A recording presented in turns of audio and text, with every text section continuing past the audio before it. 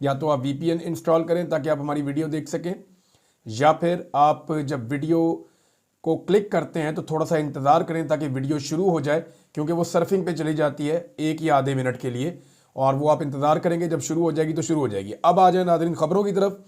Doctor Asif हैं, ये overseas Pakistani है, अमेरिका में रहते हैं, और ये एक बहुत बड़ी डेवलपमेंट है पाकिस्तान की हुकूमत के लिए, एक नई मुश्किल है।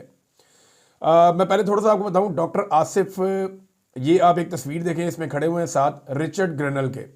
ये रिचर्ड ग्रेनल अमेरिका में डोनाल्ड ट्रंप की टीम का हिस्सा हैं और बड़े अहम रुकन हैं, डोनाल्ड ट्रंप के साथ हैं। ये जब तक डोनाल्ड ट्रंप की टीम का बाकायदा हिस्सा नहीं बने थे या इन्होंने हलफ नहीं उठाया था, उससे पहले इमरान खान साहब की आज़ादी के लिए बहुत ज़्यादा बातचीत करते रहे हैं, बहुत सारे ट्वीट्स करते रहे हैं। लेकिन ट्रंप एडमिनिस्ट्रेशन का हिस्सा बनने के बाद और वाइट हाउस की टीम का हिस्सा बनने के बाद इन्होंने बात नहीं की थी ऐसे खुलकर, जिसके ऊपर बहुत प्रोपेगेंडा किया जा रहा था। और इमरान खान साहब के मुखालिफिन या बहुत सारे लोग जो इस वक्त मौजूदा रिजीम में पाकिस्तान में मौजूद हैं या उसके बेनिफिशरी हैं, वो सारे ये कह रहे थे कि रिचर्ड ग्रेनल को काबू कर लिया गया और बहुत सारे लोगों को शटअप कॉल चली गई है। लेकिन सूरत हाल मुख्तलिफ है। रिचर्ड ग्रेनल के साथ डॉक्टर आसिफ महमूद खड़े हैं। ये इमरान खान साहब के दोस्त हैं और पाकिस्तानियों के बड़े हमदर्द हैं। डॉक्टर साहब जो हैं वो ये बड़े लंबे अरसे से कोशिश कर रहे हैं, इनके कुछ और साथी भी हैं, वो भी कोशिश कर रहे हैं कि पाकिस्तान में रूल ऑफ लॉ आ जाए, इमरान खान साहब की गैर कानूनी गिरफ्तारी को ख़त्म किया जाए, उन्हें रिहाई मिले, पाकिस्तान में मैंडेट जो है उसका एहतराम किया जाए और इंसानी हकूक़ की पामालियाँ और जो खिलाफ वर्जियाँ हो रही हैं वो बंद की जाए।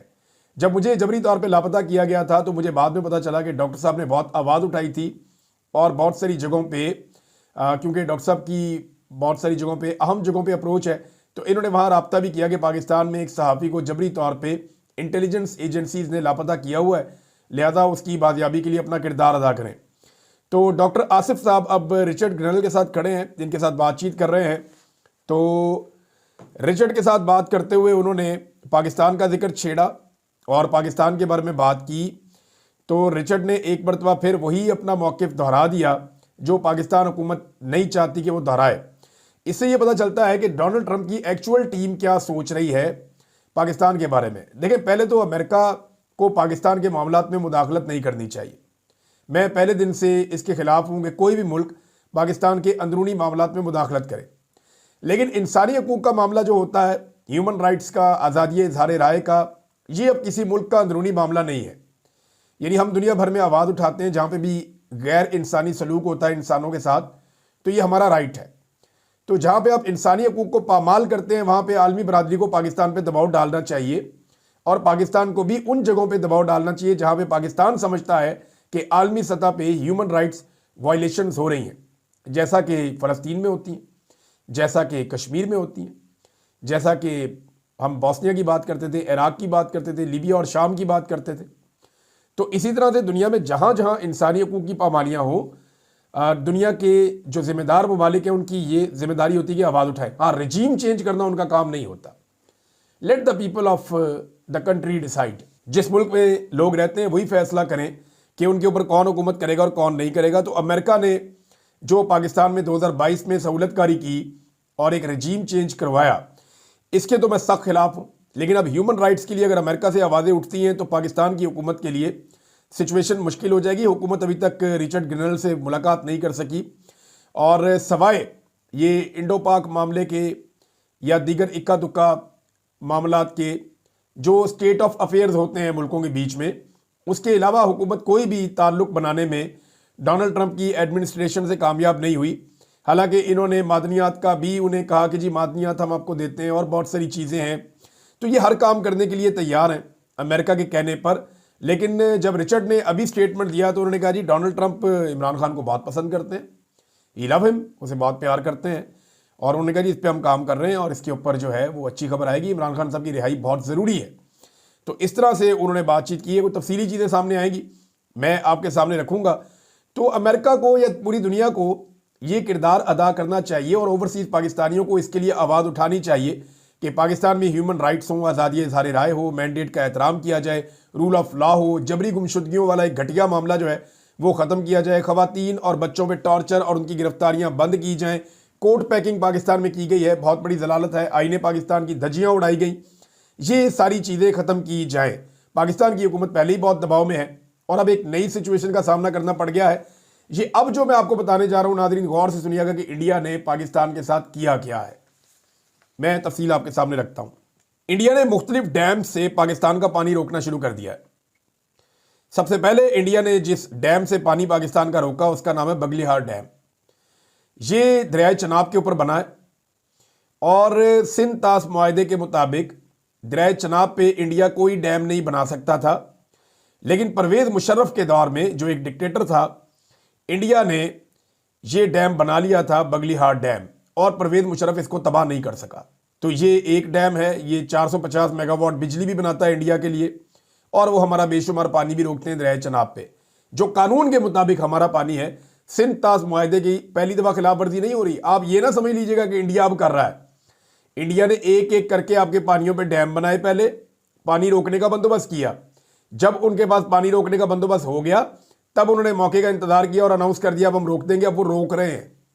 अब उन्होंने चनाब और जेलम के ऊपर सिर्फ पानी रोकना है, सिंध के ऊपर उन्होंने नए स्ट्रक्चर्स बनाने हैं। अब वो क्या करते हैं, आप रोक पाते हैं या नहीं, ये सवाल अपनी जगह पे। तो डैम जो तबाह करना चाहिए था 2005 में, पाकिस्तान को रोकना चाहिए था कि यार आपने डैम क्यों बनाया। ये बगलिहार डैम है, ये परवेज़ मुशर्रफ के दौर में बना, इंडिया ने बनाया 450 मेगावाट का। इसने सबसे पहले पानी रोका पाकिस्तान का। लगभग जो 80% पानी है पाकिस्तान का वो रोक दिया गया है दरियाए चनाब में। डिफरेंट आदादोशुमार आ रहे हैं और सरकारी हैं।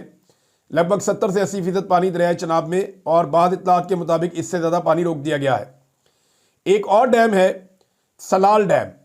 ये डैम बनाया गया था ज़ियाउल हक के दौर में दरियाए चनाब पर। तो ज़ियाउल हक साहब इस डैम को बनने से भी नहीं रोक सके, रन ऑफ द रिवर।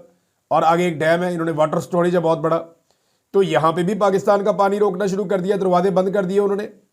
अब जो सलाल डैम है वहां से पानी बंद होने के बाद दरियाए चनाब में पानी मजीद कम हो गया है। इतलात आ रही हैं कि किशन गंगा डैम जेलम, जहां पे 330 मेगावाट बिजली बनती है, ये जो किशन गंगा डैम है ये जनाब, ये जनरल राहील शरीफ, जनरल कियानी, जनरल बाजवा, ये इनके अदवार का डैम है। और अशफाक परवेज़ कियानी और ये सारे इस दौर में आर्मी चीफ रहे हैं, इनके अदवार में ये डैम बनता रहा है। परवेज़ मुशर्रफ के दौर में आगाज़ इसका किया गया था, यानी उन्होंने इसका नया कागजी कार्रवाई की थी। फिर अशफाक परवेज़ कियानी साहब का दौर आया, जनरल साहब का, ये डैम बनता रहा। राहील शरीफ साहब का दौर आया, ये डैम बनता रहा। जनरल बाजवा का दौर आया, ये डैम बनता रहा और ये डैम बन गया। ये पाकिस्तानी पानी के ऊपर डैम बना रहा है इंडिया। हम इसको एक्ट ऑफ वॉर डिक्लेयर कर रहे हैं क्योंकि वो डैम बना रहा था, पानी नहीं रोक रहा था। क्योंकि पानी आपके मुल्क में आ रहा था तो आपको प्रॉब्लम नहीं था, आपको ये था कि इंडिया डैम जरूर बना रहा है लेकिन पानी हमारा नहीं रोकेगा। ये अंडरस्टैंडिंग शायद पाकिस्तान की और इंडिया की एस्टेब्लिशमेंट की आपस में थी। हुकूमतों का तो देखें लेना देना ही कुछ नहीं होता, ना नवाज शरीफ कुछ बेचता है, ना इमरान खान, ना जरदारी, कोई भी नहीं। ये तो हुकूमत का बस बराए नाम ही हिस्सा होते हैं, इन्हें क्या पता कि ये क्या चल रहा है। पाकिस्तान में तो सारा कंट्रोल ही एस्टेब्लिशमेंट ने अपने हाथ में रखा हुआ है। सिविलियन के हाथ में कंट्रोल होता है। हम उन्हें पूछते तो सही, आज उनको पूछते जनाब आपने ये क्या किया। लेकिन मैं आपको बता रहा हूं कौन कौन बंदा था। राहील शरीफ, जनरल कियानी और जनरल बाजवा, इनके दौर में जनाब बन गया किशन गंगा डैम। अब ये दरियाए जेलम के ऊपर है, इस पे अगर उन्होंने पानी रोका तो दरियाए जेलम भी खुश्क होना शुरू हो जाएगा। रतले हाइड्रो पावर प्रोजेक्ट, इसके ऊपर भी वो काम कर रहे हैं। ये 850 मेगावाट का बहुत बड़ा डैम है जिसपे इस वक्त इंडिया काम कर रहा है। और भी बहुत सारे छोटे बड़े स्टोरेज है, वाटर स्टोरेज, जो इंडिया ने हमारे पानियों में बनाए हैं। जब हम हमारे पानी कहते हैं ना, तो हमारे पास टोटल 6 पानी है जो इंडिया और पाकिस्तान में तकसीम हुए।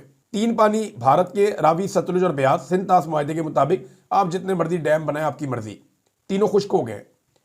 3 जो मगरबी दरिया है, और इन्हीं मगरबी दरियाओं से हम नहरें निकाल के अपने मशरकी दरियाओं का पानी भी पूरा करते हैं, ये हमारे थे।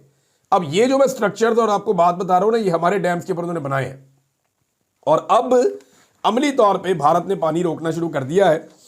तो सवाल यह है कि क्या भारत को पाकिस्तान पे हमला करना चाहिए इस वक्त? मेरा तो नहीं ख्याल कि उन्हें हमला करना चाहिए, अपने फौजी मरवाने चाहिए। वजह यह है कि मैं पहले आपको कह चुका हूं, जब शुरू में ये जंग वाली सूरत बनी थी, कि भारत ने पाकिस्तान पे स्ट्राइक कर दी है सिंध तास मुआहदा मुअत्तल करके, और अब उन्होंने अमली तौर पे पानी रोकना शुरू कर दिया। तो अगर वो पानी रोक लेते हैं तो ये वो कामयाबी है उनकी, इंडिया की। फिर जब उन्होंने डैम बनाए आपने बनने दिए, वो डैम बना के उन्होंने खड़े कर दिए, आपने उसको देखते रहे, आपने वो गिराई नहीं, आपने बात ही नहीं की, आपने मुकदमा ही नहीं लड़ा पाकिस्तान का। और अब जब डैम पानी रोक रहे हैं तो अब आप कुछ कर नहीं सकते। क्या कर सकते हैं आप?